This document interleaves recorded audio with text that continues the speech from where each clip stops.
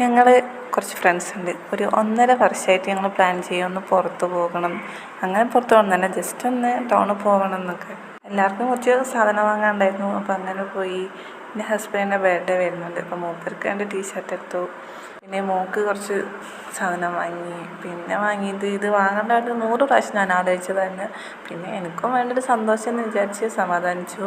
ഒരു വളയും ഒരു ബ്രേസ്ലെറ്റുമാണ്. ബ്രേസ്ലെറ്റ് രസമുണ്ടോയെന്നൊന്ന് കമൻറ്റ് ചെയ്യണം കേട്ടോ. കുറച്ച് 300 സംതിങ് ആയി, അതാണ് സങ്കടമായത്. പിന്നെ ഗ്യാരൻ്റിയാണ്.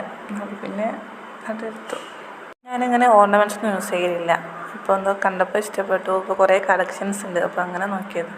ഈ കാണിക്കുന്നതൊക്കെ ഓൾമോസ്റ്റ് എല്ലാ വീട്ടിലുണ്ടാവും. പക്ഷേ ഞാൻ ഒരുപാട് കാലമായിട്ട് ലിസ്റ്റ് കൊണ്ട് നടക്കുമായിരുന്നു ഈ സാധനങ്ങളൊക്കെ വാങ്ങാൻ. പിന്നെ റേറ്റ് കൂടുതലായിരിക്കും എന്ന് വിചാരിച്ചു. പക്ഷേ ഇതുപോലെ 200 സംതിങ് ഉണ്ടെങ്കിലും എനിക്ക് 140-നാണ് അവർ തന്നത്. അവിടെ സെയിൽ ചെയ്യുന്നത് 140 രൂപക്കാണ്. ഇതൊക്കെ കാണുമ്പോൾ സിമ്പിളാണെന്ന് തോന്നും, എന്നൊക്കെ തോന്നുന്നുണ്ടാവും. പക്ഷേ എനിക്കത് വലിയ കാര്യമാണ് കേട്ടോ. ഈ ഒരു ബ്രഷിൻ്റെ കയ്യിലുണ്ടായിരുന്നു, പക്ഷേ എൻ്റെ എന്തോ മിസ്റ്റേക്ക് കാരണം അത് നാശമായിപ്പോയി. ഇത് നല്ല ക്യൂട്ടില്ലേ? ഞാനുണ്ട്.